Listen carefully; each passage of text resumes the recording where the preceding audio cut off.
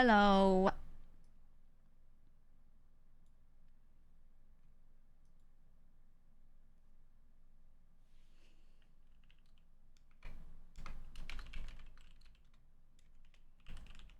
Hello.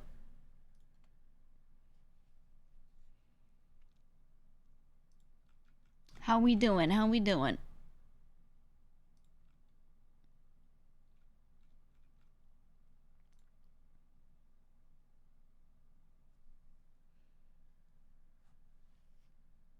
Napping. But you're awake. Checkmate. See through your rose. So mentally ill? I think you're fine. Just tough it out, buddy. Huh. Just tough it out.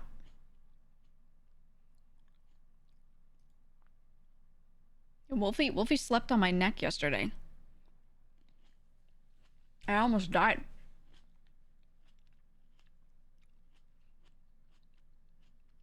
Moo! He was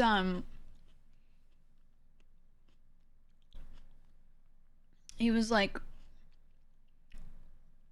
normally he sits next to me and he leans on me, right? Does he lay on my neck a lot? Somewhat, like kind of normal. This time he sat next to my neck, right? Like just above my shoulder. I was laying down on the couch and I was like, come here. He plunks his butt down on the left side of my neck, just like not on me. And then he just steps with his front legs over to the other side of my neck to put his shoulders on the other side and just loafs. And I was like, what is this? But he fell asleep like almost instantly. He was snoring within a minute. He was so sleepy when he walked up. So I didn't really stop him. And he just came up and was just like, and just, and it was so cute. It was so cute because he turned his head to the right, and he looked at me and he rested his head on my cheek like a pillow. And I was like, I cannot move. I cannot do it. This is a time, normally I'll be like, oh, I can't move them, haha, but I actually will if I'm like sitting and they're just on my lap. I'm like, it's easy to not disturb them too much and just slide them over, whatever. Whatever he was doing there, I was like, I can't. I could not. You said you'd probably cry. Yeah, I was like, I think I'm gonna cry. He was just like, I don't know. He does do this sometimes where I wake up and he's in the bed next to me under the covers and he's got his head on my pillow like a person. So nice to know your demise was falsely reported, Lady GEEGA. GEEGA always lives, bitches. My demise was not reported. I said I may not have time left, and then after that I said I lived, bitch. Nice try. Baited and outsmarted, fact check. Yeah. Or whatever. But yeah, he often like sleeps next to me in the bed. And he rests his face on my face like a pillow. Like I'm kind of used to that. But he's not like on me, you know what I mean? Like his head is on my face, but everything else is just like on the pillow or, next to me. So this one was just new. I don't know. But he gets too hot pretty easily, so he'll usually not do it for too long. This time he was just passed out in one spot for like forever. He was there for hours. And I wasn't planning on doing anything, so I was just like, I'll just sit here, whatever. I had just put in some laundry and I was gonna clean, but it didn't matter if I cleaned at that time or afterwards. So I said, all right, well, I guess I'm forced to just sit on the couch, which is not something I usually do. Like, I can't keep myself just like couch rotting for very long because I'll be like, oh, I gotta do this thing. Oh, I gotta do that. I should clean my whole bathroom, and I'll just like go do that thing. But yeah, this time I was like forced to couch rot, which is probably, a good thing for me, but he has to like sit on my neck for me to do it. I was just thinking about it as I was laying there. I was like, if he wasn't doing this, I would have gotten up and started like getting to work. I try to have one day a week where I go through and just do a bunch of like weekly tasks, cleaning, all that stuff. And that often ends up being Saturdays. But I don't know. It was nice. It was nice. You do yours on Sunday. I always did my chores on Saturdays. I always did. I used to work at this one place every Saturday, so I would wake up and early in the morning I would do certain chores. And then I would work and I'd be out all day, all night. I'd come home late at night. And for some reason, I was able to get myself to. Here's the thing, if I woke up on a Sunday and I had nothing to do, I couldn't get myself to use that Sunday, back in the day, to clean and do all these things. I would find like other stuff to do. Other chores, but ones that weren't cleaning. But for some reason, when I came home, I was out working from like 9 or 10 to like literally 1 a.m. is when I would get home. Somehow I was able to get myself to clean at that time. Something about the exhaustion and pushing through exhaustion gets me doing more. So I would work and then I would come home, I'd eat, and then I'd find something to clean. And I would just clean my bathroom at like 2 a.m. every Saturday. And I would do my laundry on Sundays, but like everything else, like the major cleaning, I don't know why. I just found I was more likely to do the things that I don't want to do as much when I was already on like my second wind, right? Whereas if I wake up on a Sunday, I'm well rested, I'm stretching, I'm like, oh, what a beautiful morning. I like don't like doing that as much. I don't know. And then I would be prepping stuff for my week. Like on Sunday, I'd be thinking about the week, you know? So it's like harder to get myself to just clean. When I could be like, oh, I could prep this thing for work or do that, or, you know, work on this project or whatever. So, I don't know. I don't know. Something about that late night, coming home at 1, just got off work, really tired kind of thing, got me like in the mood to clean the bathroom. I don't know what that was, but it worked, so I kept doing it. And the TLDR of today is if it works, it works. That's all. If it works, man. You just crash after work. I have an easier time doing like 3 really long days than I do 5 shorter days. I get more done on that type of schedule. And I used to think I wasn't that type of person, but I realized over time I was. I'm way better at just like back to back getting shit done than I am piecing it out to a bunch of days. So when I would work on like more of a contract basis, I would sit down with something that I needed to get done and I would work for like fucking 14 hours.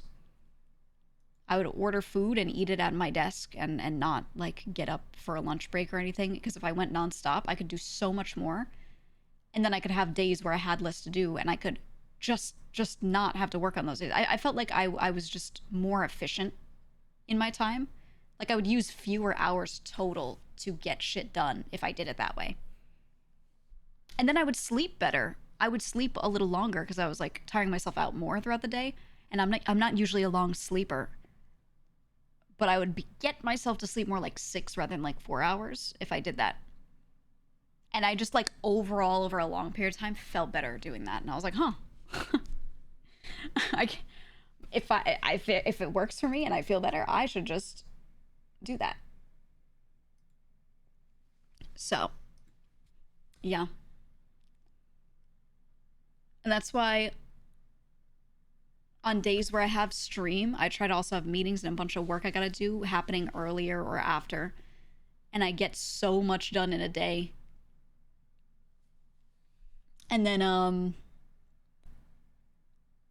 the other days, I try to have 1 day a week of just full goofing off if I didn't have as much work. And it was nice. It was nice, man. Leave you any time for relationships, etc. My full day of goofing off was usually used for like family and stuff. So when I say goofing off, but realistically, I'd like call up a family member and I'd go to their house and spend all day there or something. It'd often be an older family member. I'd help them clean a little, go do some errands with them, you know, like stuff like that. Like a grandparent who needed driving around, etc. But I consider that like goofing off because it's not really like work. So all of my free time just went to like family. So I still had like really good relationships with family and everything. Occasionally I'd see a friend, maybe. But, you know, if you have to commute less days and more hours, just makes sense. Yeah, man. Especially some of the work that I did, I would run around to all these different offices and stuff. Where I'd work in one office one day, a different office another day. You know, like you just have to at some point you just have to admit, like, I gotta do this way. Hey, Ginger Southpaw, I gotta tell you something. I have a scarily good memory. I have a good memory. And the moment I saw that joke, I knew you had already said this like a month ago. Not even a month ago, less than that, a couple weeks ago.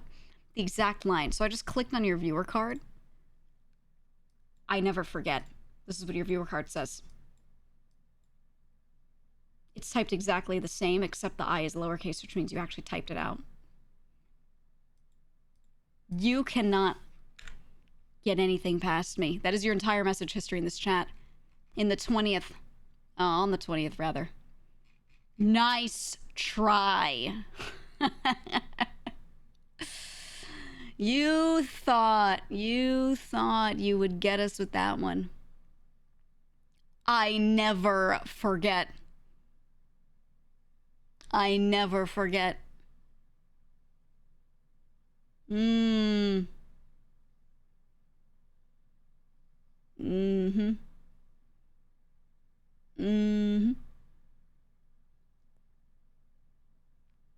Nice try. Nice try. Oh.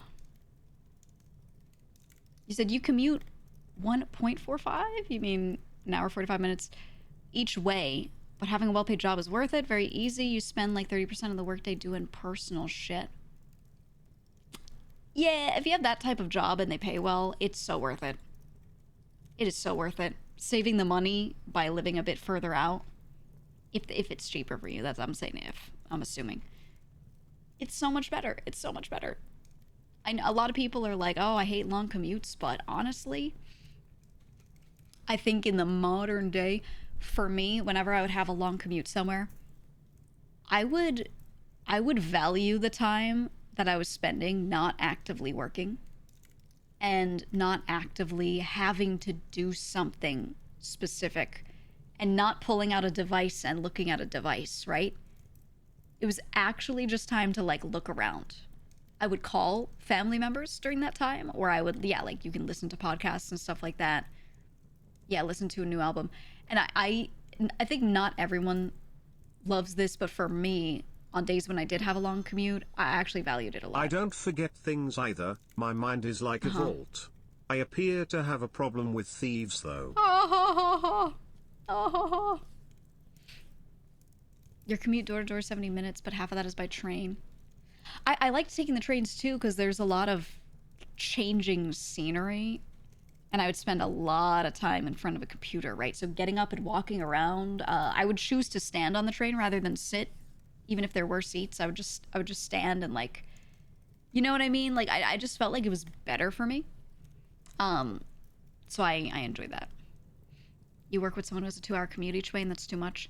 Yeah, mine wasn't regularly 2 hours. Sometimes I would say like one day a week I had to spend 2 hours going somewhere, but that was because it was on the complete opposite side of everything, and I had to like take a train to this one spot, take another train over, and it was like 2 spots that just weren't very well connected. Take a bus, whatever. I didn't want to drive it. I could have, but I didn't want to. So I would just, you know, take the longer commute, but do public transport. Yeah, I had to go like all the way out to Jersey, and I was like, fuck this, man. So I'd have to go I had the option of going to Penn Station, taking like New Jersey Transit out, or I could go to the bus station, take a Jersey bus out, but it was a little far into Jersey. It wasn't like right over the water, so I had to like it was a whole process, and some of that 2-hour commute was me waiting for a train because the ones out there would not come by as often. It wasn't like every 5 minutes a train shows up kind of thing, like the subway. So I would just spend so much time just standing around, and honestly, it was kind of nice because all my other time was working. So once a week I had to do that. It was crazy. Your strategy is to listen to audiobooks on long drives and errands, and just been binging a lot of fantasy books. Yeah. Audiobooks. There's some people, actually, there's quite a few people that listen to me audio only when I'm talking, and they just like listen to me on their commute. They don't necessarily watch live every time, but they'll watch the VODs like that, which is interesting. It's interesting. You have a 20-minute walk to work and kind of miss being able to do something like read during that time. You could audiobook while walking. You could. As a New Yorker, do you have any tips of dealing with the smell left behind by a foot-long dead rat? That just means that there's still like particles, organic material, and it's the same way you would clean up any food spill that's old. Same shit. Same shit. You're on podcasts for your drives, might switch back to audiobooks. I think both are good. Both have their place.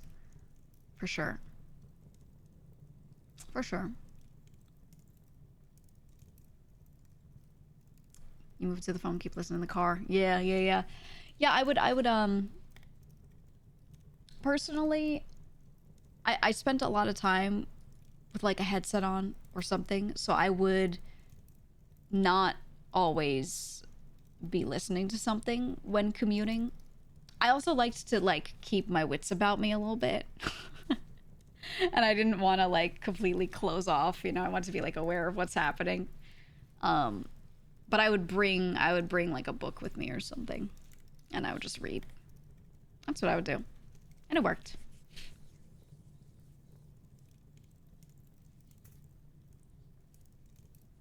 Yeah, a few of you saying you've done a lot of train commutes and stuff. I think that's the best. If you have a long commute, the best is if you are on public transport. Because then you can sit there and like really actively do something. You can use your hands. If you're driving, then you get, I don't know, a lot more limited. But there were plenty of times where I did drive to certain spots depending on where they were, and I would just call people. I would call older family members and I would just talk to them. Check on how their day was. Oh, did you take whatever medication? Did you do this? Did you do that? And they'd be like, oh, I watched... One family member was obsessed with watching Judge Judy. She would tell me every day about like what episode she watched and what the guy talked. She would like sit there and just regale me with the story of whatever the fuck happened on that episode. And I would just sit there and let her talk, and I was like, okay. All right. Sure thing. Ooh, hold on. Someone's asking me a question of when I could do a thing this week.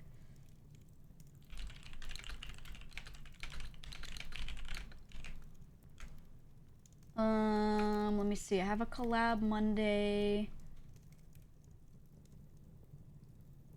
We're doing a sponsor tomorrow at 3 from like 3 to 6-ish, and then a little bit after 6 we're gonna play Peak. It's definitely me, Amazen at the very least. I think Matara might join, maybe. And then no, wait, sorry.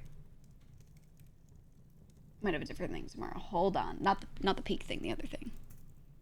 Hold on. Let me make sure I have my dates right. Calendar moment.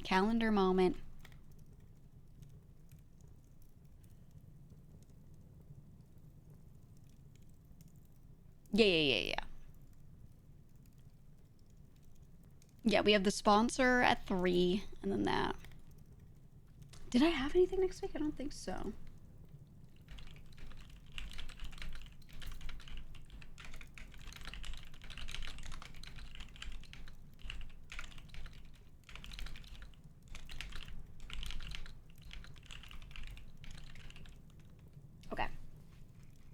Yeah. Chilled was asking, so Chilled Chaos was asking me a question the other day. I went to his stream and he was like, you like Tetris, right? And I was like, yeah, I love Tetris. And he was like, okay, I really want to do something. And he wants to do this thing where we go into Tetris 99 and we make a lobby and we do like community versus community. So we play, but we also have community members hop in and we like join our own teams. You know, you can do like team colors and stuff. He wanted to do something like that, and I love Tetris. Does he know? I don't know if he knows how many Tetris fiends we've got. He might also have some though. So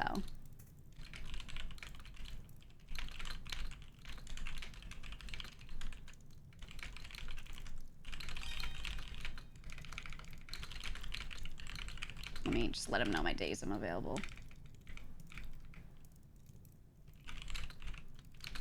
Okay, because we were trying to set that up for sometime soon.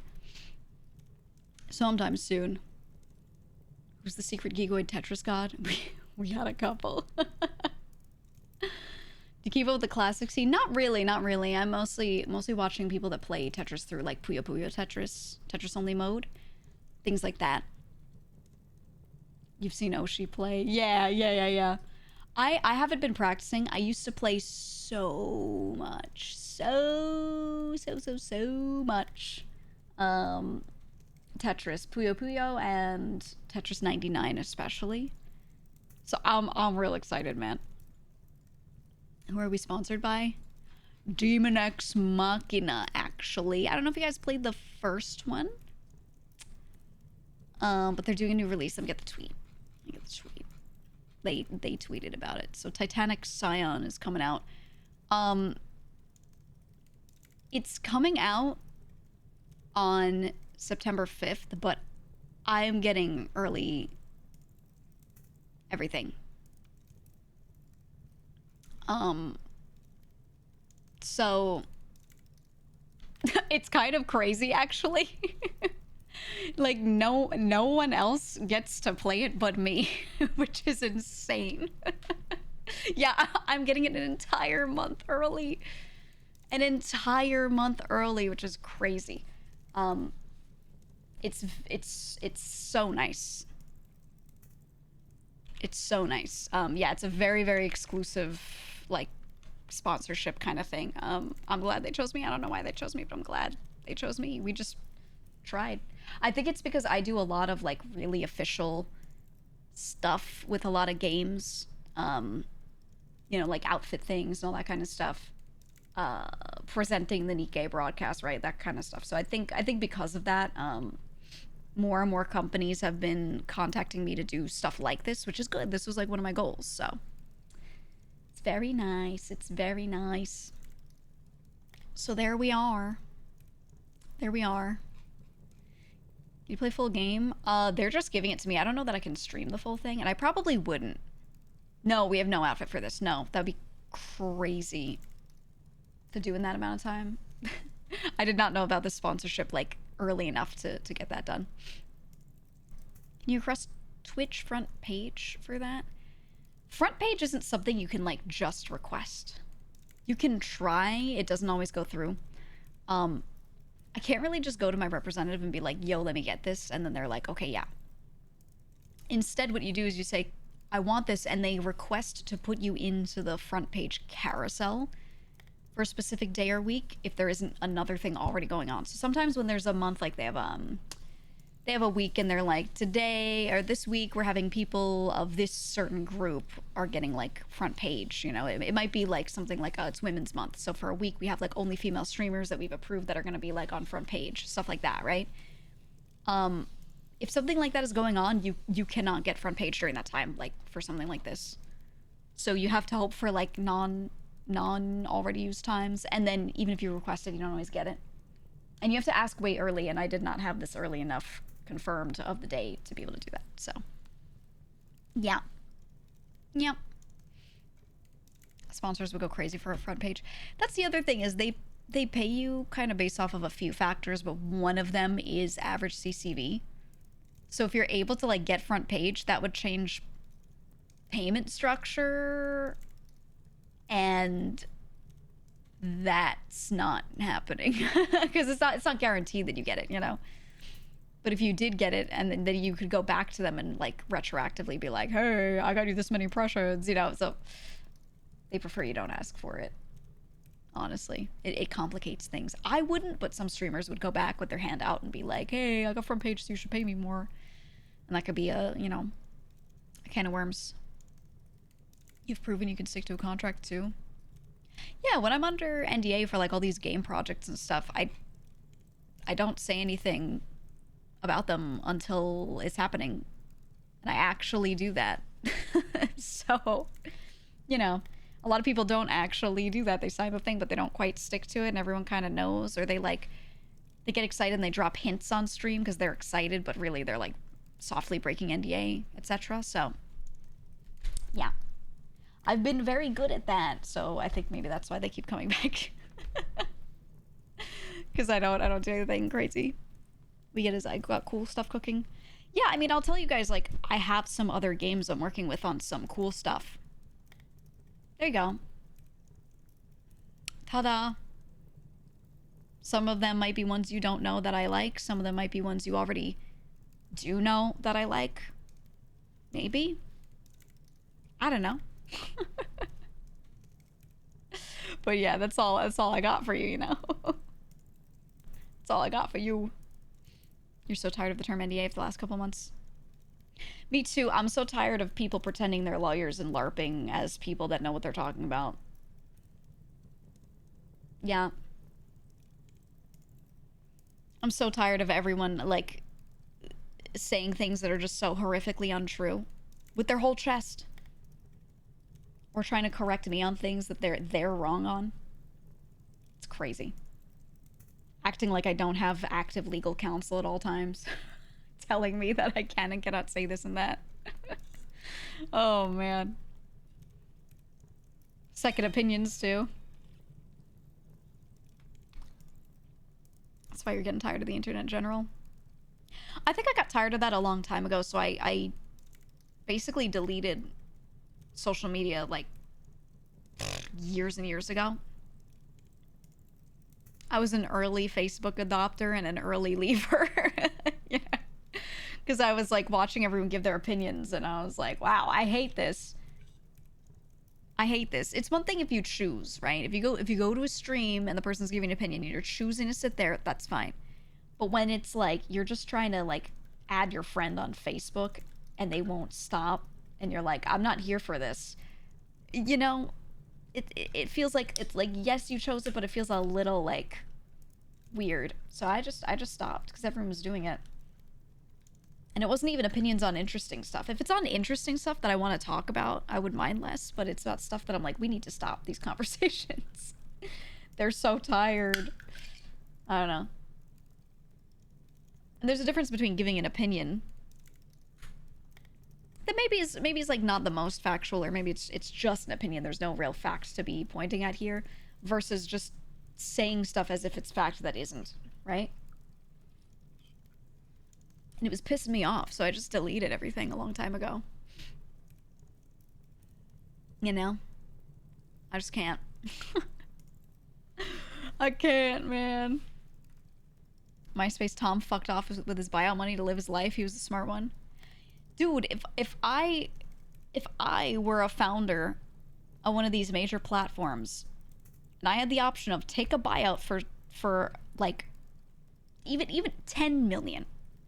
If my options were take a buyout of 10 million and go live my life, or go continue in this industry, stay involved in it, become the face of the company a bit more, but get like 100 million, I would choose the 10. I'd fuck off. Right? The dream is to make a cool product and then sell it and get out. Like, I would go fuck off. I don't know. Whenever I watch someone who like keeps getting more and more and more and more, and they're like, no, I have to have 300 billion. I'm like, dude, give up. You're searching for purpose and you have none. You need to give up, get on a boat in the Mediterranean and eat little fishy desserts and things and just like chill the fuck out, dog. I don't know. But that's just me. I mean, people are different. That's what Gabe did, and he's living the life. You can still do cool projects too. I would like, honestly, I would fuck off, but I would do something that makes no money that I want to do. Like I'd open my cat cafe finally, you know? Shit like that. Right? What a life. I'd just hang out with my family. I would just buy some land somewhere, put a bunch of houses on it for family members, and just chill out every day. Fuck it. I'd get a pool and I'd clean that pool every day. Easy. Easy. I don't know, man. I don't know. I feel like that's the better choice, but that's me. That's me. I'd probably continue streaming, maybe a little less often or something. I'd just stream like a couple times a week and chill out. I don't know. Don't get a pool, it sucks. I want a pool. I don't want a pool if I'm not retired though, because I will not have the time to do the upkeep. Also, if I had that money, I'd probably hire someone to clean it, in all honesty. I would do it. I would do it. I would want one of those big ass pools that has like a lazy river and a hot tub in the middle. Dude, it's the way. It's the way. I'd be chilling. I'd get a big ass house and like a couple other big ass, well, medium, honestly. I don't really want a house that big. I get a couple houses on an area, and in the middle, in the center of all of them would be a big ass pool and grills and shit, and I'd just be chilling. That's all. 10 million shares you can sell over time, or 100 million options are non-sellable and shit like that. Cash is worth a lot more. Yeah, it depends on what the buyout is, what form it is, but I'm talking about just money. If they just gave you that money. I don't know. Big ass house upstate. I don't know if I would go upstate. I probably wouldn't go too far out of the area. I probably wouldn't, because I want to be city accessible forever. It's hard. I think about sometimes like how it'd be cool to move like far out of the city, not super far, but far out. Get like a big ass house, you know, sort of thing. But then I can't just like hop on the train whenever and go wherever. Right? There's some days I end stream. It's late at night. I can still just get on a train or just walk and go eat some random ass food. There's nightlife, there's stuff around, you know? I can go hang out somewhere. If I were living further out, I don't think I could do that. I don't think I would have that. So, I don't know. I like that. So I feel like I wouldn't ever want to move too far out. I see some streamers move out to like they all move to Austin, or you know, some of them are moving to Vegas, but they're moving to like the town part of Vegas, not so much the city. And I don't know. I don't think I could like, yeah, Austin fucking sucks. I don't like Austin, but I just traveled there a lot for work. I'm good. I'm good. I'm all right. No thanks. No thanks. I prefer New York because it's very 24 hours.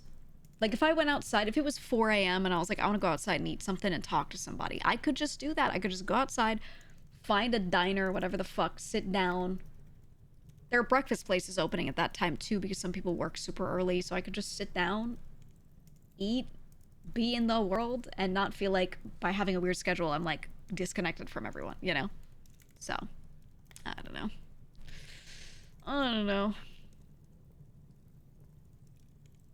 Your boss used to live in Austin. He regrets moving, but he enjoys having family back around him again. Yeah. I think I just couldn't do the heat. Yeah, some of you are saying it gets like super hot. I could not do it. I could not do it. Vegas as well. I've been there many times. The dry heat doesn't feel awful. It can be really hot, but you get dehydrated so easily. But just the heat and the fact that there's like no breeze. There's no breeze. Sometimes at night when it gets cooler, there's a breeze, but I don't know. Vegas just, I think it sucks. I think it sucks. I think the first time I went there, I thought it was pretty cool.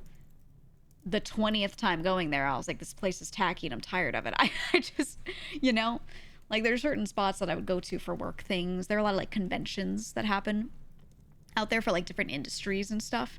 So you get sent to Vegas pretty often for work symposiums or whatever the fuck, right? Terrible. Terrible. Some good food though, but honestly, when you're like from New York, who cares about the food out there, you know?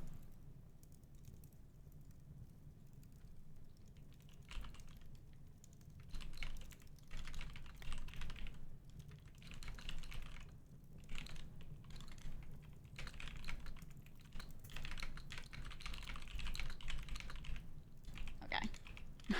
I'm answering some friends about a thing we might do tomorrow. Vegas sounds like the final boss of skincare. Depends on your skin type. I know some people that actually prefer to be out in dry weather because it just, their skin does better. And then the moment they go to a humid climate, they start breaking out. I'm the opposite. I'm used to humidity, and if I go into a dry climate, my skin dries out and I start to feel like shit. Oh, I dropped a thing. Okay, hold on. I need to get a napkin. One sec. Ooh, look at my face.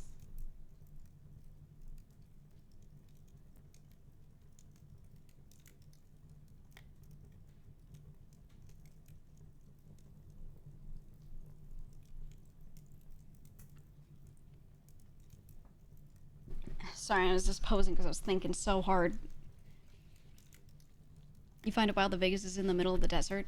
Didn't they do it because of laws around casinos initially, or was it just because of it being on like, was it on a reservation? I don't remember the origins. I read about it at one point, but I don't recall if what I read, what I'm thinking of was OG Vegas story or like another area with casinos on reservation story, because I feel like there are a lot of those.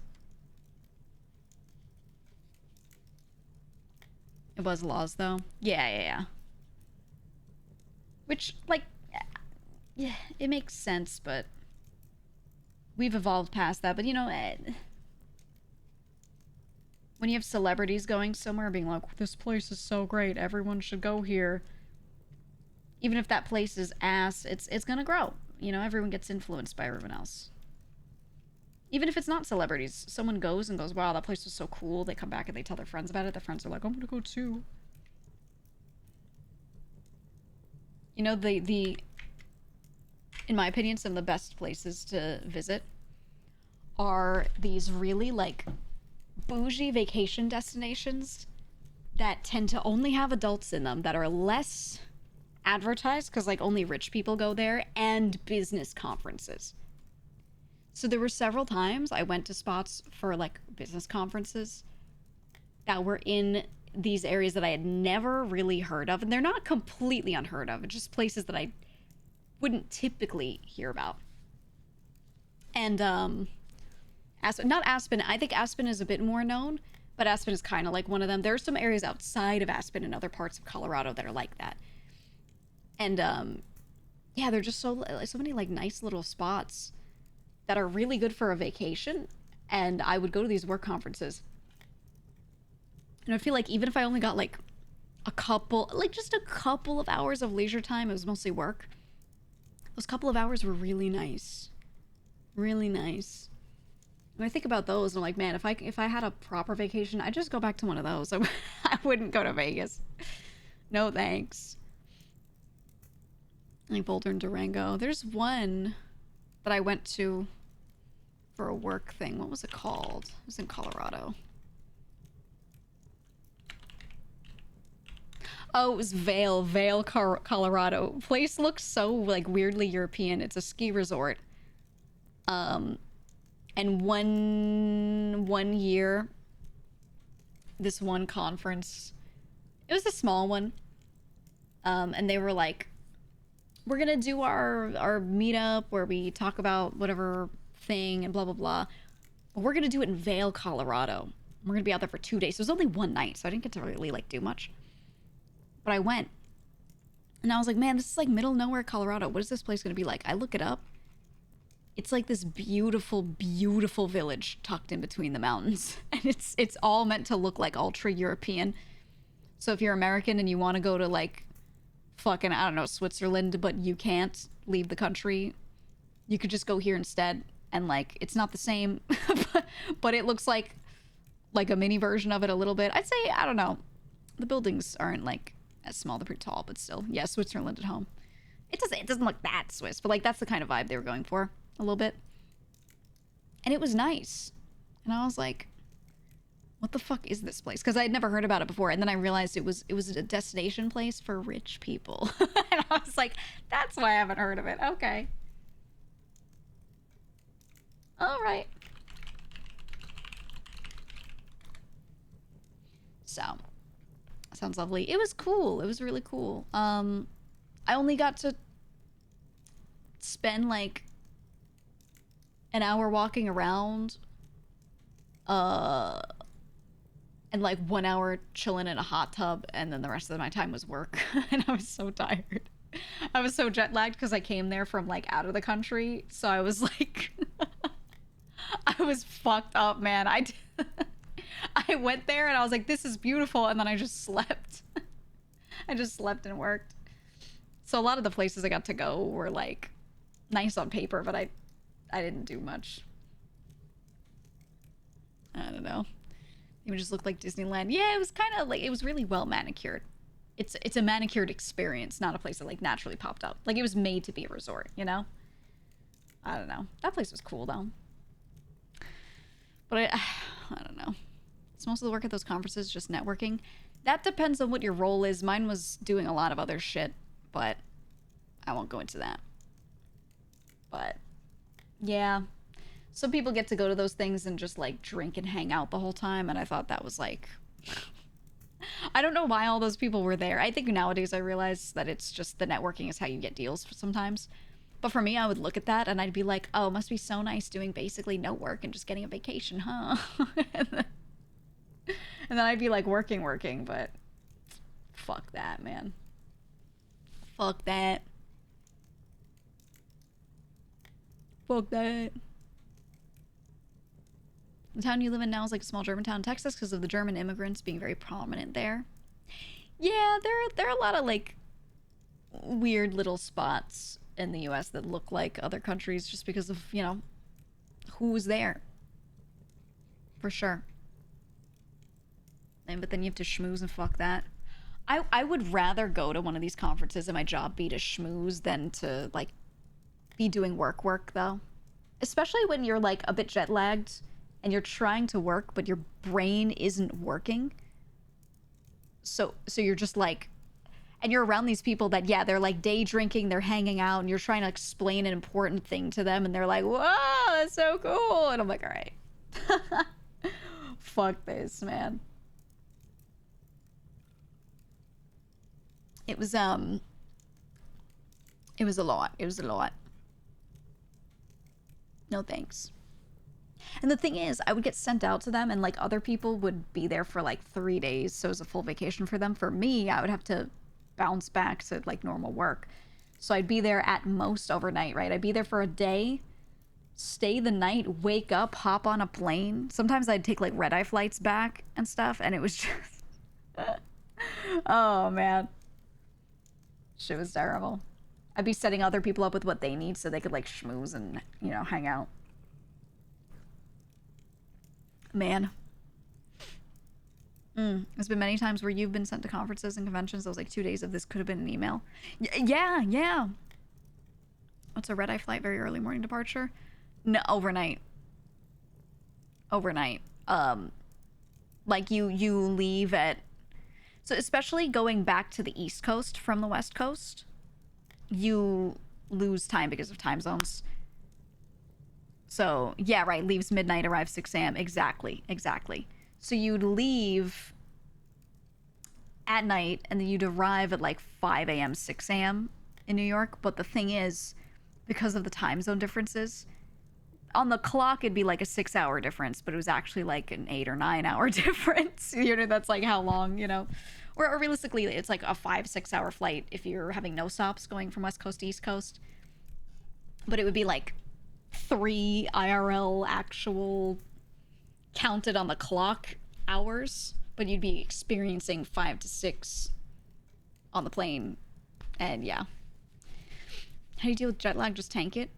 I would just eat on a normal schedule for wherever I was supposed to be. So this is the big jet lag trick, is just don't worry about when you're sleeping so much as when you're eating, and you'll be able to adjust quickly. So wherever you land, eat breakfast when other people are eating breakfast.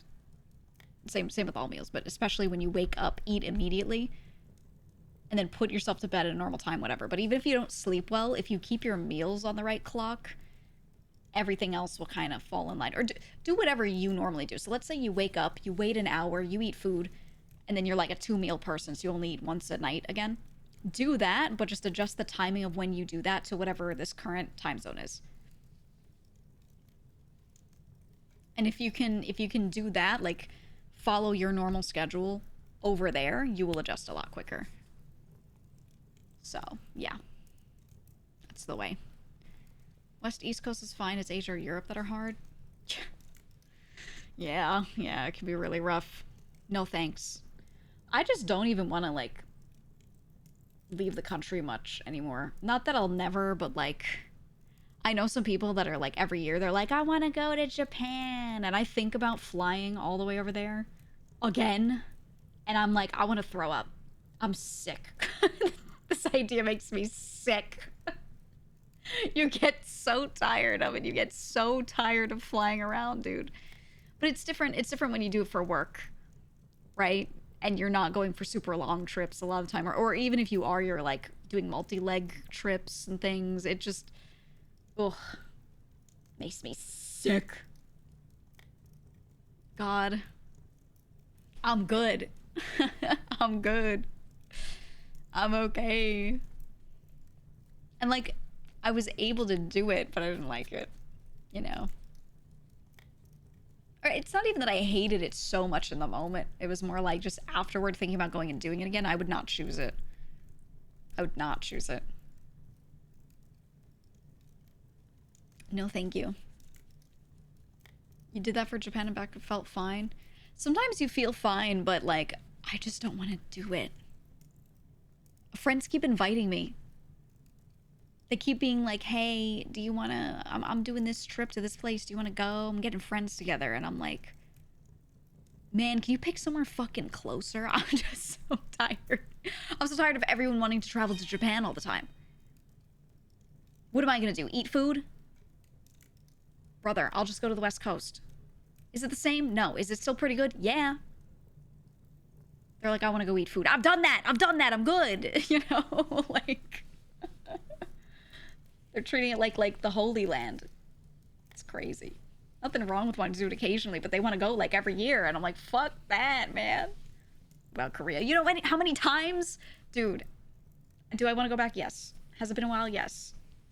Does the thought make me a little sick of being on one of those flights again? Yes. Yes. No maid cafes on the West Coast, though. I don't want to go to a maid cafe.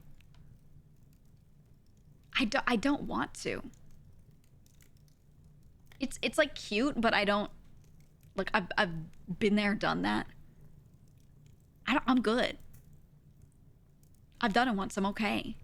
It's different if the maid cafe is like that day, like staffed by someone you care about for some reason, right? Or you're going and there's an idol group performing that you really like. But when it's just like a maid cafe, I don't enjoy the novelty enough to be like, oh, I gotta do that. You know? I'm good. When are the New York streamers going to Atlantic City? Let me tell you when, so you can just come and snipe us. That's a great idea. That's a great idea. I'm gonna tell you right now, none of you want to go to Atlantic City. That place is cursed. It is hexed at this point in time, okay? You go to Atlantic City, your chance of having a problem is like way higher than it used to be. It used to be really nice. It used to be really nice. I'm talking about like the downtown of it. It used to be great. It's it's not as nice as it used to be. There are certain spots I still like to go. There's certain food spots I still like to go to, but they're not so much in downtown. What is it? It's a place, it's just a travel destination on the East Coast. That's all. It's a vacation-y travel destination.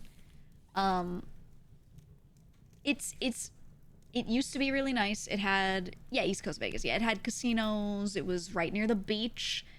So it was really nice weather a lot of the times. You could go out to the beach and hang out, lots of resorts and things. The boardwalk was always beautiful. And it was really nice. It was East Coast Vegas. Um, it's just not as nice as it used to be. So nowadays, there's a lot of crime and stuff that didn't used to be there before. And the area has been a bit repressed for a while. And it's kind of gone to shit. So, it's rough. Yeah, you remember the 80s, how much medical waste was washing up on the beach? It was 90s and 2000s. It really cleaned up. It was really nice. But it just started getting not nice, which sucks. Then again, like there's still redeeming factors, but if Vegas continues to fall off like it has been, Vegas might end up being like that. Like it might be the same progression. The Bloomberg area, yeah, pretty much. Yeah, shit ain't sweet out there. Yeah. Yeah, exactly. Oh man. But there are some places to go to eat that are really good. So like I will still go there. I will do it, man. You know? Like be wary but don't be afraid. You know what I mean? I don't know. What have you said, the nice part of Jersey? Hey, as much as I love shitting on Jersey, there's so many like bougie neighborhoods out there with great food and everything. I'm convinced that people over there go along with the jokes. And everyone, in fact, I feel like they create a lot of those jokes so that people don't move there and move into their oasis. I'm like, I'm like convinced that a lot of people from Jersey straight up fabricated those Jersey is shit jokes so that people don't move in. Straight up. Because I've had plenty of friends end up moving out there from the city, and I'll visit and I'll be like, wait, this place that you live in is really nice. You have good food. It's like not too different from the city in some ways, but it's cleaner. And they're like, don't tell anybody, you know? I'm like, oh, okay. Patterson and Newark are where the jokes exist. It's not just that, it's right when you cross from Staten Island, take the bridges over into Jersey. That's where all the industrial stuff is and where all the dumps used to be. So it used to smell like shit all the time. It still kind of does, but not as bad. And that's kind of where a lot of that came from. Because when you drive from New York through there, you'd see only the worst of it. You know, keeping their property taxes low. No, they have the highest property taxes in the country. A lot of counties and cities and stuff in Jersey. I looked at one point and I was like, how bad is it out there? Like certain friends lived in certain areas and I was like, oh, I wonder what it's like. The property taxes are insanely high. Insanely high. They have great schools, apparently. They do.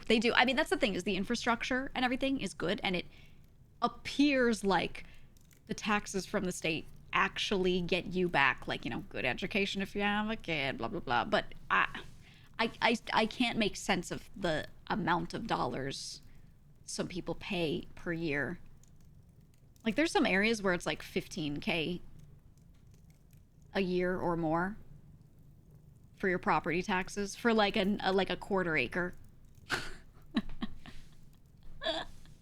Like, dude, like a normal ass house in a dense suburban area, $15K for the year. It seems to be like in a lot of the nicer areas of Jersey, it looks like it's 10 to 20. No, thank you. It's a no from me, dog. That's crazy. Absolutely insane. And it does seem nice, but I don't know. I don't know. I might see districts decentralized. I guess y'all pay different taxes, huh? Taxes are interesting in New York because you pay state tax. You also pay city tax. But the property taxes tend to not be that high. So you don't get fucked on that. You do pay extra taxes on some other things if you live in the city specifically. If you're within city limits, we do pay city tax. But the property taxes really aren't that bad, in my opinion, depending on where you live. But in most like normal neighborhoods, not like rich people areas, and like not Manhattan, because nobody should fucking live in Manhattan, in all honesty. But no, the property taxes are not nearly as bad. So yeah. New Jersey's for raising families, what you're hearing. That's what it sounds like. I guess that's why a lot of folks move out there. They like get married and then move out there. I don't know. They still do the thing where you can't pump your own gas. Yeah. Yeah. If you drive through Jersey and you need to like fill up before like you keep going, you can't pump your own gas. And it was something they did a long time ago to preserve like the jobs, basically. It was something a long time ago because the people who worked at and owned the gas stations specifically, like it was a lot of franchise owners, and they were like, "Hey, we have attendants and stuff," and a lot of the time it would be a family that owned a gas station, so the attendant would be a family member. So it was like this is how their family lived, and they would be like, "If you let people pump their own gas, this job goes away." And I don't know what happened, but at some point it just became a thing where everyone else was dropping off the attendance and Jersey was like, nope, no. And you just have to have an attendant, but they're all manned all the time, so that was actually something nice. If I would be driving back from somewhere, if I was like heading south to DC or something like that and I was driving back, I would always stop to get gas in Jersey because if it would be like a late night heading back on a Sunday night or whatever, I could just stop, let the attendant do it. It doesn't cost you extra. So I was chilling, man. I would always stop. Also, the gas was always cheaper in Jersey than in New York. So I'd always stop to get the cheap gas before continuing. That was the whole thing. You said you live in New York City but work in Jersey. Your paycheck has New York, New Jersey, and NYC. Is that normal? Yeah. Yeah.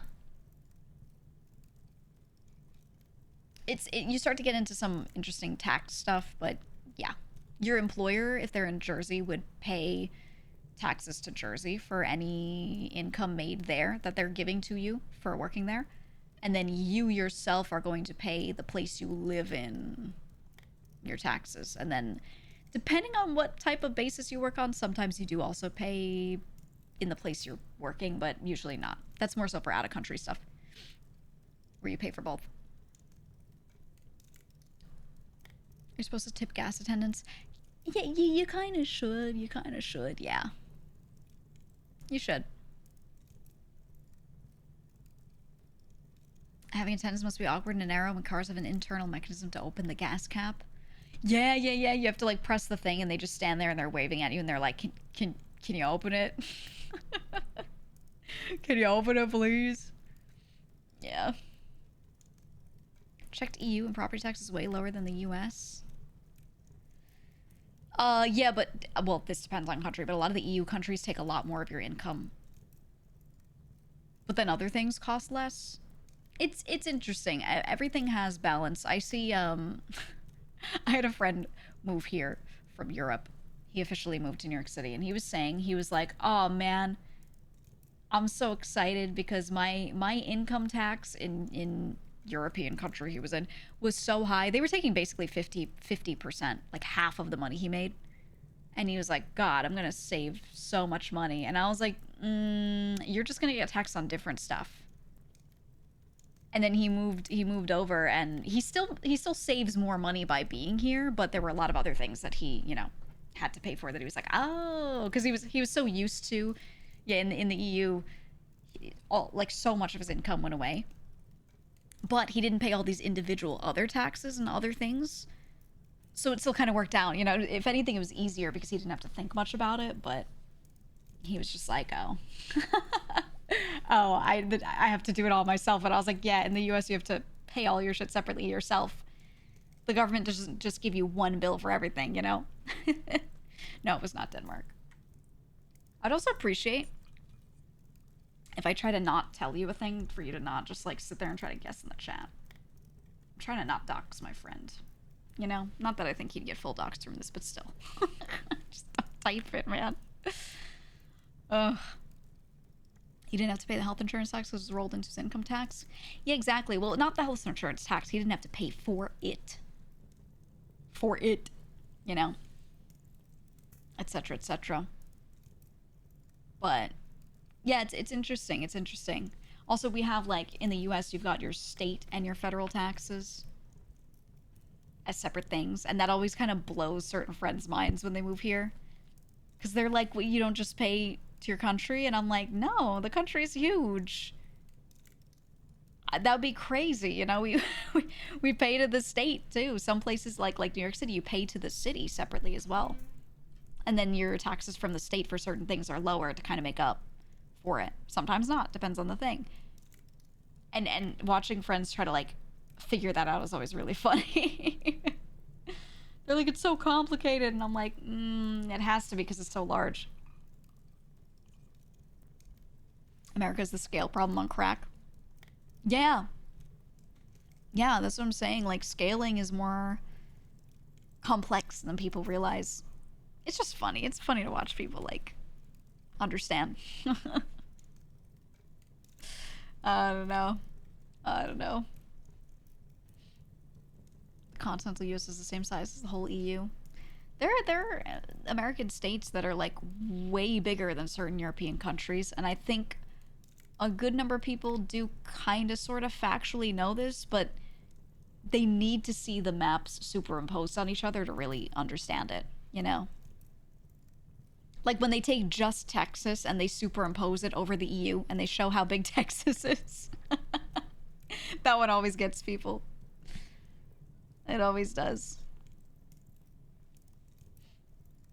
Denmark, it's municipal, regional, and national taxes one form. Yeah, it's nice. It's nice to have everything on one form. That's the thing is, even if we have to pay all this separate stuff, I would like if it was just one piece of paper. You know?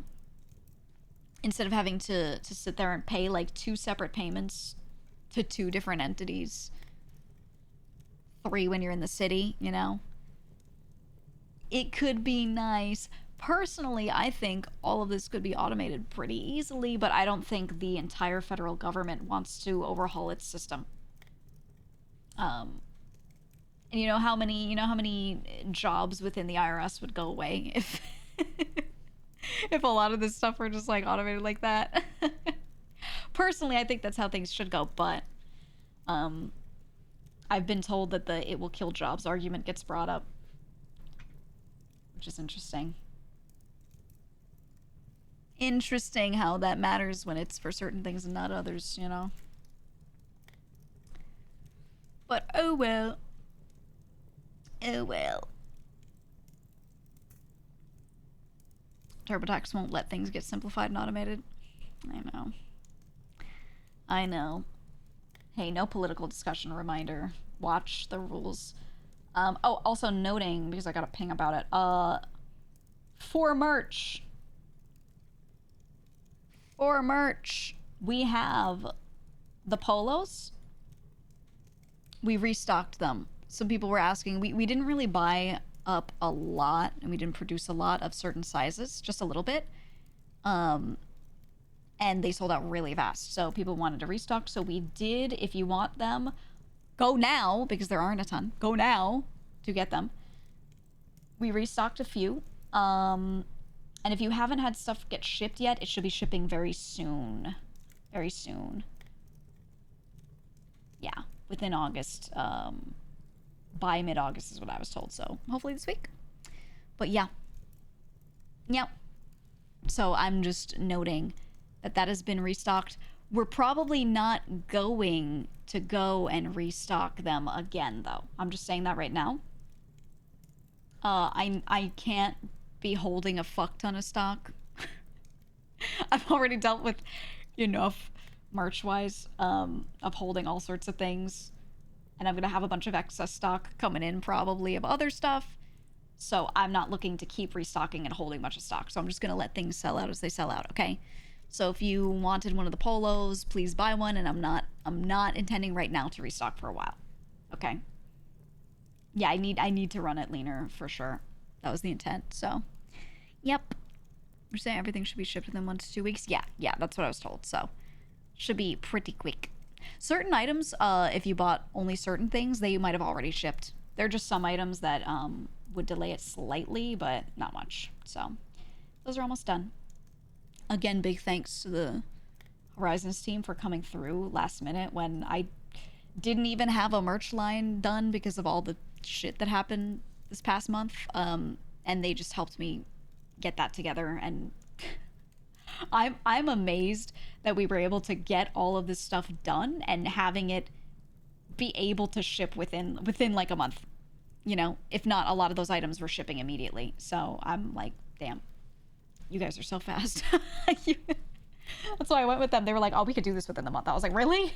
Are you sure? And they were like, oh yeah. Crazy. Sounds like they have their shit together. They do. There aren't too many companies that have their shit together to that extent, to being able to like quickly get things together. But when we did WeebCon, you know, I decided to do merch with them for WeebCon, like a little bit closer to the convention. They were like, hey, we still have time to do this if you want. And I was like, really? It's only a couple weeks out. It's like a month out. And they were like, if it's these items, we can do it.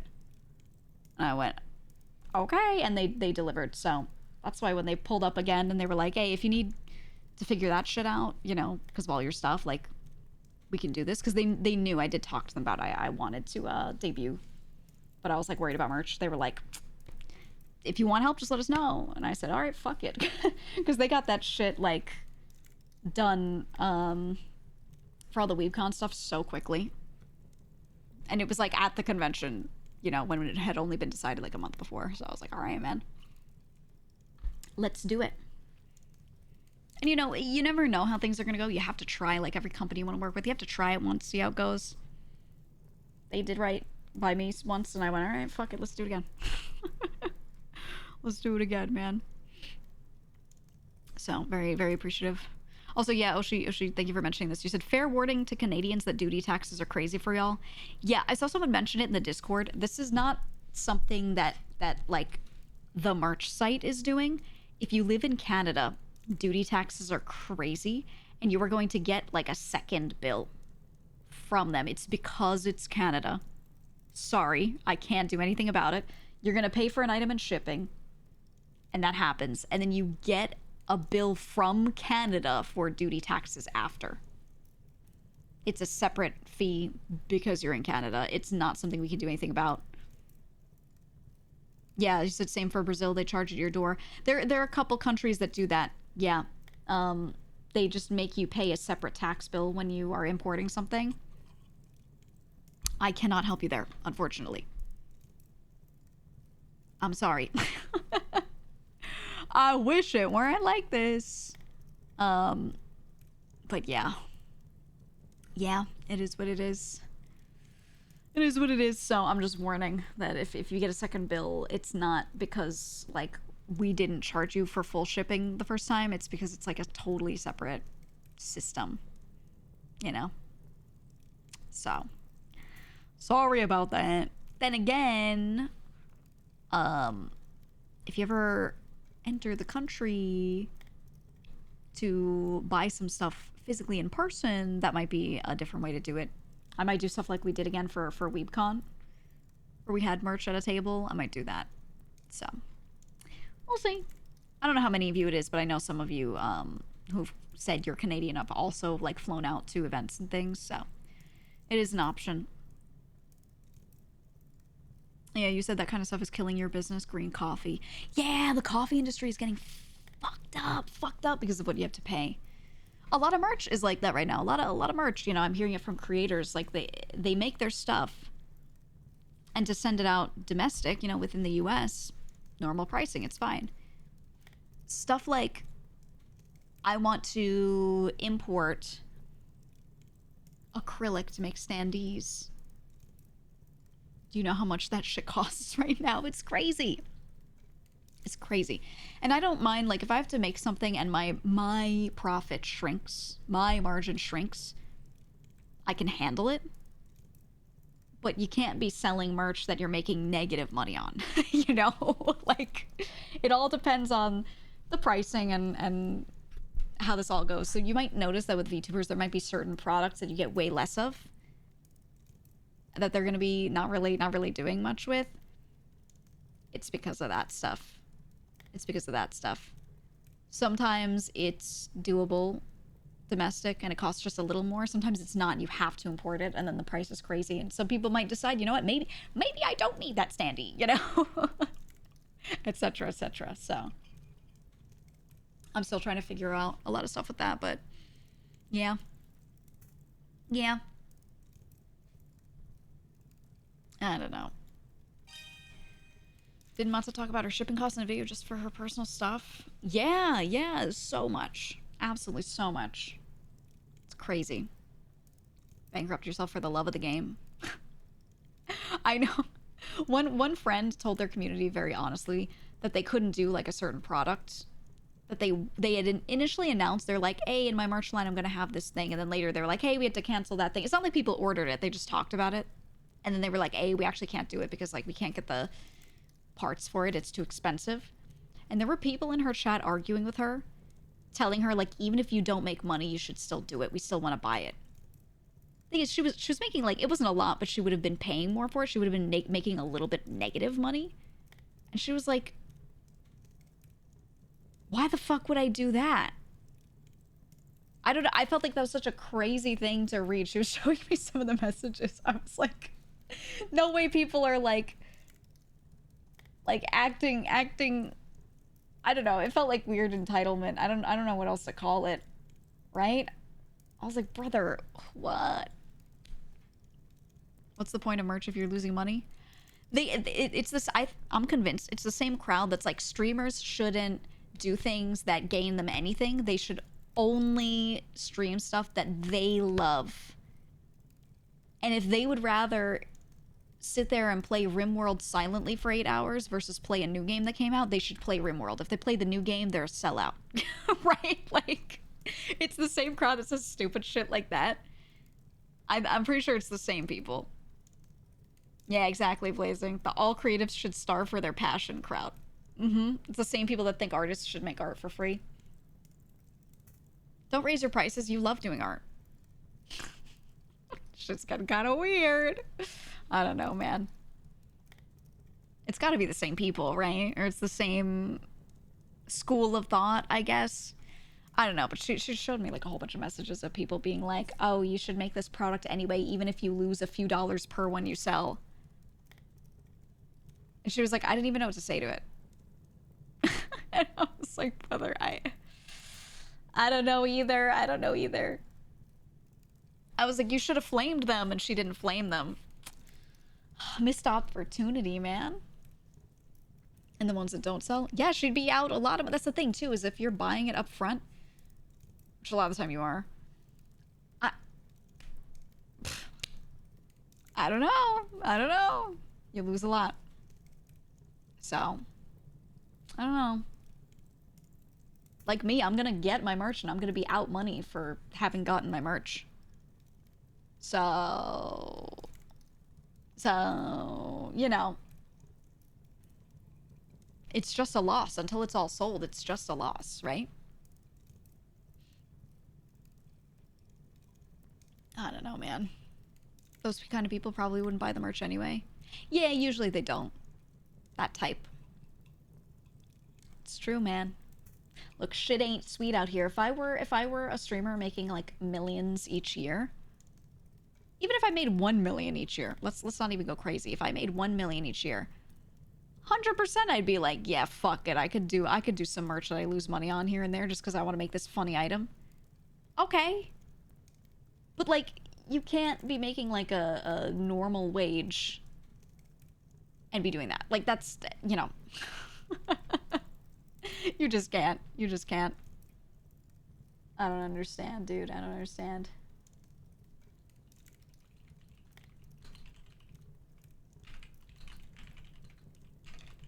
Hold on, answering a message about tomorrow's collab.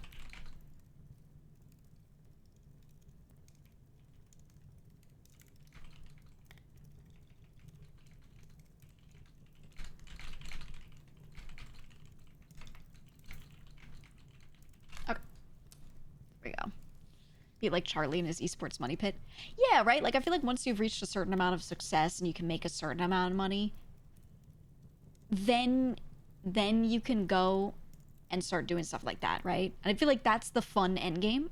That's the light at the end of the tunnel, is like if you do find success, I feel like then you can fund cool shit. Right? I feel like the point is not to hoard your piles of money like a dragon. The point is to make cool shit. Because there's a lot in this industry, especially, that doesn't make money back. Do big streamers even make six figures? Yeah, like this person said, it's a very top-heavy industry. Some do. What's the stat? I think there are only like 20,000 streamers that are above 10 viewers. It's not that many people. Yeah, not that.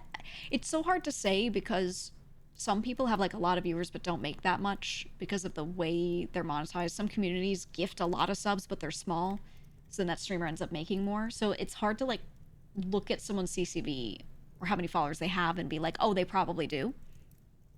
But the ones at the top definitely do. One chunk down from that, I'd say some do depending on what they do, depending on how they monetize themselves. Some people do well but have a lot of overhead, right? Like, you could say they make six figures, but then they spend so much out to keep their shit going. So if you're talking about profit, there's probably a lot that aren't. No, obviously, which is the same for any person working a job, right? But a streamer would have more overhead than a person with a desk job. Because they have all these projects they're doing. You're paying double tax. I've talked about this before, right? You're paying self-employment tax along with normal income tax. So your tax rate is a lot higher too. So a lot of your income does get eaten. So there are a lot of people that I would say, yes, they do make six figures technically, but their take home is lower than someone else making six figures in a normal W-2 job, you know? So it's hard to gauge, but there's so much that could take money out of the equation. Yeah, and health insurance, right? We don't have any benefits as streamers, so all of that is also out of pocket or paying for your own insurance, etc. Yeah, it's kind of rough on how many pieces of the pie get taken out before you get your take home. So I would say an okay number of them do make six figures, but their actual profit at the end of the day is like, you know, really eaten into. So it's hard to gauge if they're doing well based off of what their income looks like on paper. You'd have to do like P&L and go over it, you know. I don't know. Oh, she said, you know of at least 6 streamers that fake cry on stream for gifted subs and they make 6 figures. Okay, I'm not gonna lie. If you can do that, you actually can make a lot of money. Yeah, if you can make it convincing. I don't have that shit in me, but yeah. If you can do that, you'd be smart too. If you could still do that and sleep at night, then like, yeah. Absolutely. Said like the whole production of a Critical Role, for example. Yeah, right? Critical Role. Yeah, do they take in a lot of money? Yes, but they're paying a lot of individual people for being there. And there's a fuck ton of overhead to do that broadcast. There's all these extra staff members that they're paying for, right? So, yeah. You're also funding your own retirement and benefits. That's something that people forget. Your employer, you know, you do like a lot of shit with your retirement funds and all of that, where your employer takes some money from your income and puts it into whatever fund you have, if you have a 401k or whatever's going on, your IRAs, etc. As a streamer, you get money in your bank accounts from streaming. You pay all of your overhead, you pay double taxes, and then you're like, if I want to have a retirement, I have to take some of this money and just write a check and just put it into my retirement fund. And that is it. There's no matching. There's no source of any of this being built up in any other way. You do it all just yourself. And regular savings, right? So, yeah. Yeah. Pretty much you're doing it all yourself. And it can be really tough. It can be really tough. So I would say, do a good number of people make six figures? Yes. Are a lot of those people not going to be very well off over time? Yes. Yes. Unless they're being incredibly smart, and even then, there's only just so much you could do. But yeah. So that's why you see me. Do I do a fully animated lore video every single time I have an outfit debut? No, because I'm not making buku bucks where I think it's like totally fine for me to sneeze that money out. I could put that into a retirement account instead, and maybe I could live later. You know? Right? So, you know. Does that mean that everyone who's doing that is spending irresponsibly? No, they might have good monetization and they're doing okay, and that's why they're able to do that. I wouldn't bother them about it, you know? But, like, depends on the person, right? Depends on the person. This is why I do, like, stuff during debuts that does not cost me, like, 20K to make, you know? Y'all are retiring? I don't know. I think a lot of people are going to have an off-ramp. There's not going to be a real retirement. But the thing is, I don't know how it will be. My guess is that content creators will not be able to keep creating content into, like once you're past 40, I feel like it's not going to work out for a lot of people. You know, it's kind of like being in a sports career where you age out at some point. I don't think many people are going to make it super long, because once you're perceived as older, then, you know, you're like dead to the influencer world or whatever, because kids are weird. So I think a lot of people are just going to be kind of like aging out of their job at some point. Some will be able to continue making it. I think the internet's getting better with it over time, but it's not like other jobs where you can just stay in whatever career, and even if you're not making much for retirement, you can work as long as possible. You like might not be able to do that as a creator. You know? So I don't know. I do have faith that it's getting better over time. Like, there's hope there. But yeah, I see, like, by the time people are in their mid-30s to 40, a lot of people drop off and they have a hard time, like, making their content relatable after a certain point. It's, like I said, better over time, but we'll see how many can keep it going. Whereas everyone else with a normal W-2 job can do that job through their 50s and at the very least, you know? Stream audience will age too. Yeah, but will streaming in its current form even be around that way by that time? And will everyone adapt to it? Most content creators don't adapt well. That's why a lot of them don't last. Because they do the same thing forever. So, you know, can be tough. So I think everyone's going to have to find an off-ramp. Either they go back to an old career or they find some other thing to do. That's my guess. But we'll see. I don't think you can plan anything. Yeah, also, no politics. Just shut up. Some of you are, like, bringing shit up that I'm like, that's not the conversation right now, dog. Breathe for a second. Breathe. Breathe. Who knows what will happen in the future? Yeah, it's all like, we don't know yet. How many content creators are there that started in their 20s and are now, like, 40? Not many. Not many. Just some. And the thing is, they all have that, like, benefit of, if you're part of the old guard, people will watch you just because you're a familiar name. Right? If someone starts right now and they're 25, can that person still have a career in 20 years doing similar kind of stuff? Maybe, maybe not. I don't know. How old is NL? He's not even that old. He's not even that old.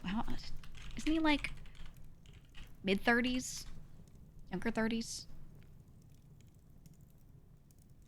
Let me see. 36. 36. He's not quite at the age, like, he's at an age where kids are like, oh, you're so old, or whatever. But he's not at that age where he's, like, gonna be 100% disconnected from all younger people. Right? Also depends on the person, but he keeps pretty well connected with shit. So I don't know. I don't know. There are a lot of people in their 20s that still watch him. We'll see, man. We'll see. But again, he's someone who's been around for a really, really, really long time. And I feel like you can't look at those people and be like, someone who starts today doing the same thing as them can have the same trajectory. I feel like they're all just a time capsule and right, like things aren't gonna happen the same. I don't know. You've watched NL since you were a kid. Dang. Dang. I don't know. We'll see. We'll see. Content creation isn't even like that old. Yes, there's media, there's television, etc. But more free form, do it yourself, put it on the internet style content creation is like what, mid 2000s we had YouTube. And people weren't really hopping on YouTube until like 2010 and beyond. So it hasn't been long enough to even be able to tell like what's gonna happen with all this, you know? Co Carnage is 41. Yeah, Co's been around a long time. I think people like that will continue to be around because they're just like the namesake is what it is, right? Feels like a long time because the meta changes so fast. Yeah, but it really, like, realistically hasn't been that long. Not enough data to be able to tell, like, you know, if this works or not. Isn't the average viewer age on Twitch going up?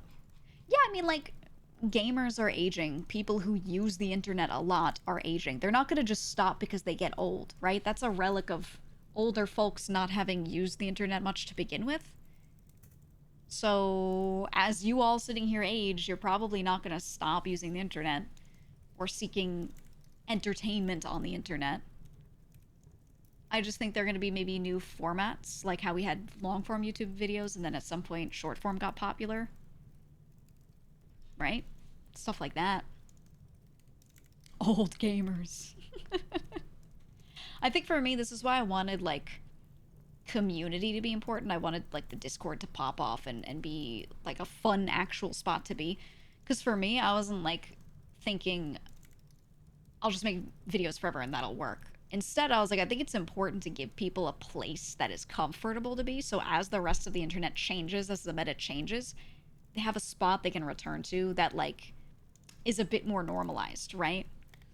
I think that's more important because I was looking at how quickly everything moves around and I was like, you know what? A lot of people can feel really left behind by a lot of shit.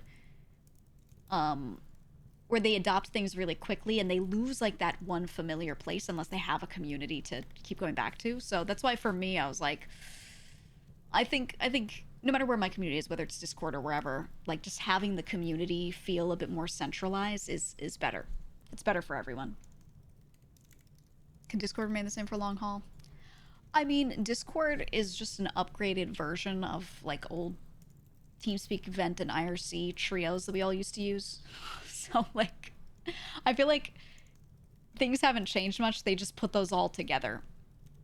I don't see a reason for Discord to change much. I think it'll stay pretty similar. Honestly. But we'll see. We'll see. Who knows? Who knows? Discord still has to IPO. If they do, are you buying in? Are you doing it? Are you gonna buy in? I'm gonna buy 5% of Discord. Hell no. No, you're not gonna do it. I don't know. Yeah, a little pump and up or something maybe. I don't know, man. I don't want them to go public. No. It's gonna be Skype 2.0 if it gets too crazy with it. I'm glad this one, like, purchase that they had didn't go through, but who knows? Diamond Hands selling puts. I'm gonna wait for Discord to IPO. It's gonna go up, and then I'm gonna short the fuck out of it when I think everyone's about to pull the rug. It's gonna be crazy. I'm gonna make $1 billion, and then that's what I'm gonna retire on, man. I'm gonna retire on it, dude. I'd be like, hey guys, when are you selling? You tell me when. Oh god. Oh god. Reddit stock is up big. Is it? Why? I feel like Reddit's so shit right now. It's so shit. It's been getting shittier and shittier. You know what? Actually, I know why, because all you get when you go there is politics, which is high engagement. They probably have, like, the best engagement they've ever had. Right? Because they get so many comments, and they're probably taking their comments and showing this to people and being like, we're doing great, but realistically, like, that's making people leave. Yeah, selling a little data. It's probably gonna crash. Investors probably only looking at engagement metrics. It's like, it's the same thing with content, right? If I make a bunch of videos just talking about a bunch of drama that has nothing to do with me, and I do that for a year, I could farm up so many viewers that come there to talk about that stuff, but then I chase out everyone who's not there for that stuff. People who are like, I don't like random ass drama, right?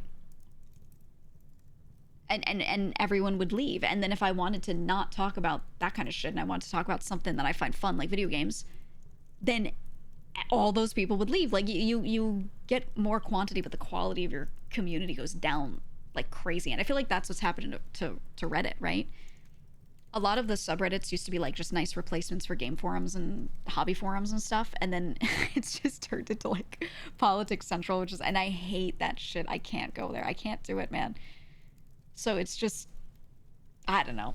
Also there's a lot of bot posts. There's a lot of rage bait, and I feel like 90% of the posts written on there nowadays are just not even true anymore. So I feel like a lot of the real normal people have already left. So at some point, it'll crash, right? Maybe. Who knows, man? Farming karma like farming based points. It's so stupid. You don't believe any of the "Am I the asshole here" posts anymore? No, they have to be fake. They have to be fake. I felt like they were fake for a long time.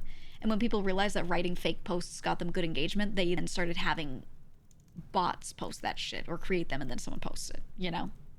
So I just, you know, no thanks. No thanks from me. I don't know. You said it's up 50% right now in the last month? 50% in the last month? Are you kidding me? Is that real?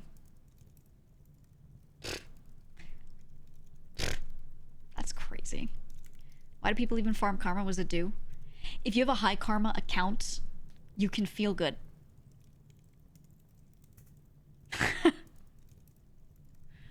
Big karma make my pee-pee happy. That's literally like, there you go. Yeah, you could sell the account.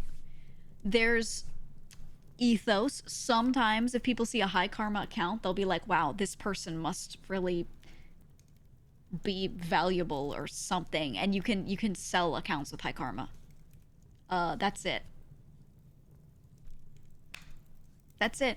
Yeah, they run their bots on them so they look legit, etc. etc. So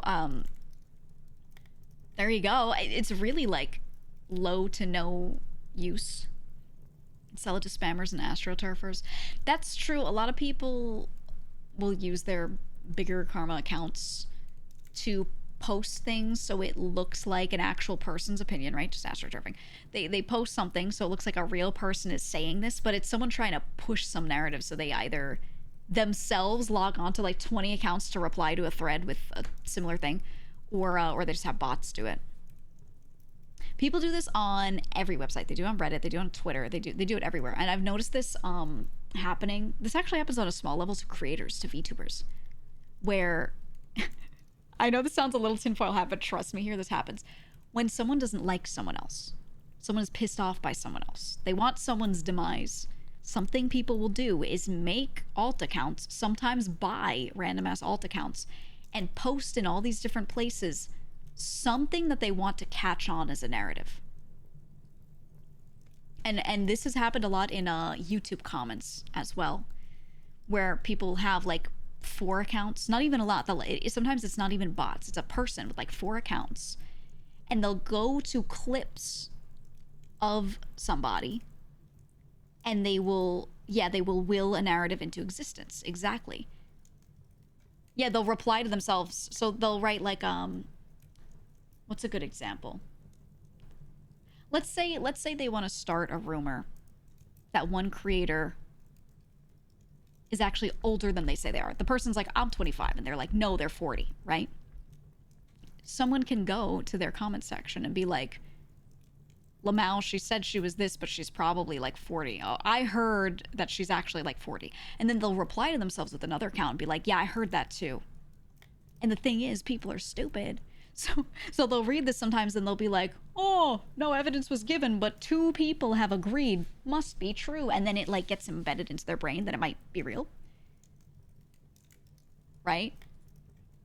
And I've seen enough of this happen. And the thing is, sometimes when you can tell, because sometimes you ban somebody from like posting, and sometimes it'll ban like all of their accounts at the same time. And there are multiple times myself and friends have like fully uncovered people doing this because they're not doing it right, and they're doing it all under like one email, and they have multiple YouTube accounts, and their shit all gets banned at the same time. And you're like, I can't believe these people are replying to themselves. It's crazy. It's crazy. A lot of the time when I remove comments on YouTube, it's not me removing comments, it's me banning a user because they've used their same 5 accounts to try to push some weird narrative. So we ban one, and then all of their 5 accounts disappear. Like, or their comments all disappear at one time because that person's like email, not the account, the email cannot post to you anymore. So you see all those accounts go away. And I'm like, oh my god, that means that they're just like it's like 3 people, but there are people out there that are making accounts to type shit to just make something untrue catch on. Crazy. It's crazy. But they actually do it. It's so stupid. The real investment is buying accounts in MMOs. Right? Surely the game won't shut down eventually. Surely not. GEEGA Chore. So easy to set up a burner email. Yeah, you would think. You would think. It's not hard. It's not hard. And then sometimes you can just tell from the way people type. Like, you'll notice that every single time you post a video, there's someone saying this one thing written very similarly from a different account, but it's always written really similarly. And it's like, and then when you keep banning those accounts, there's also someone crashing out about the same thing on some random alt account on Twitter, and they're like getting pissed specifically right after you ban them from your YouTube channel. You know what I mean? Like, the patterns show up and you're like, oh, it's just one person. Okay. I don't know. That's just kind of funny. It's just crazy that people could put that effort into it, right? Sometimes people forget to change accounts. That hasn't happened to me, but I've seen that on Twitter. Oh my god. I've seen that on Twitter, man. So stupid. Put that effort to something else. Could you imagine if they put that effort into anything good for themselves? I don't know why they could just like, why it's so hard for them to just ignore it. What would be the point? Mental illness. No, it's people want to just like,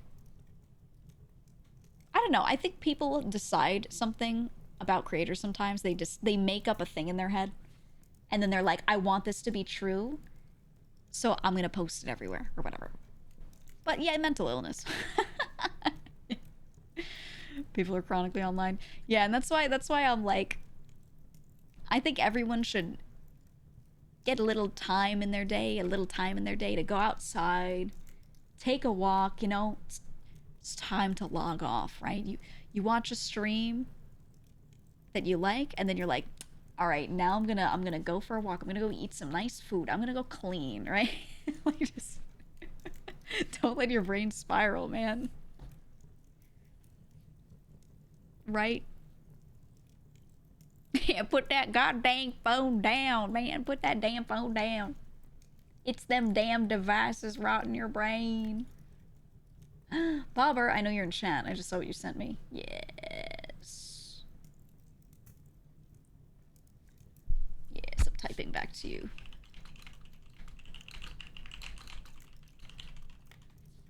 Very nice, very nice. Guys, I trapped Bobber in the art dungeon.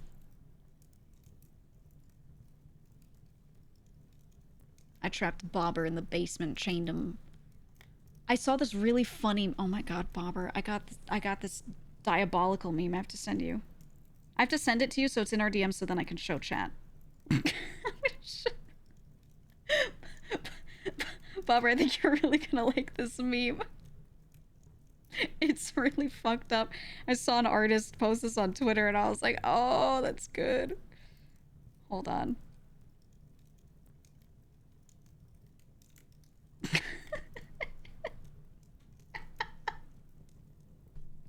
I think I can show it. I'll describe it because I'm like, can I show this on stream? It's not actually graphic. It's just like, yeah, I can.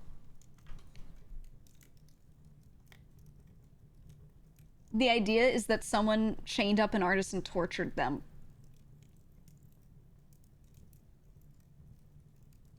It's oh, it's me when I commission an artist.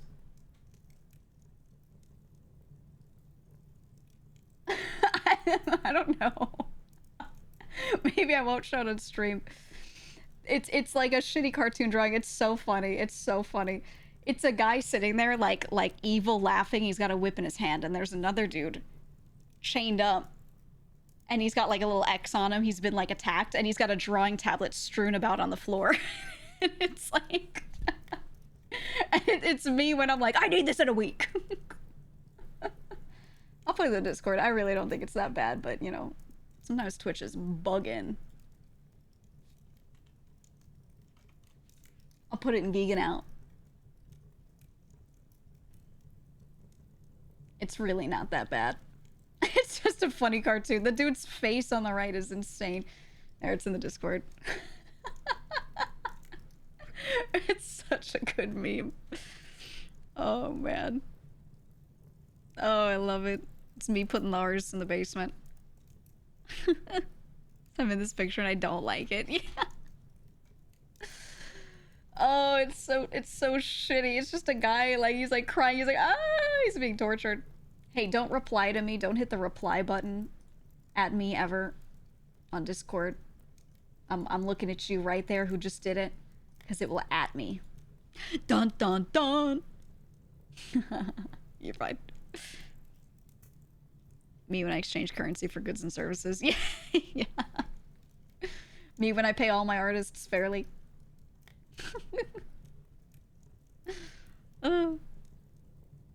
Gotta get that authentic tortured artist experience.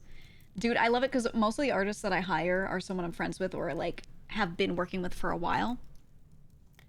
I have really good relationships with like almost every artist I regularly work with. So I love to joke that I'm like, they'll go on their streams and they'll be working on something for me. And someone will be like, oh, how's the work going? And they're like, she puts me in the basement. But they're already paid, you know? Shit's funny. I love it. Anyway, let's play a video game. It's time to play a video game.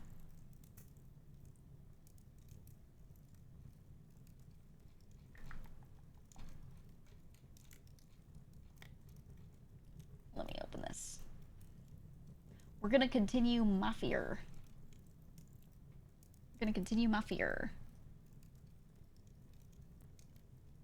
We did one stream of it. I want to play a bunch more. So we're gonna keep on it. Go like this. I don't know that I can do anything to make it not run hard. It's just gonna run hard. It's gonna chug a little bit. Not the game, just me. Taco, thank you for that 10. Thank you so much for the 10. I appreciate it. I appreciate that. All right, BGM off, and then we're going over here like so.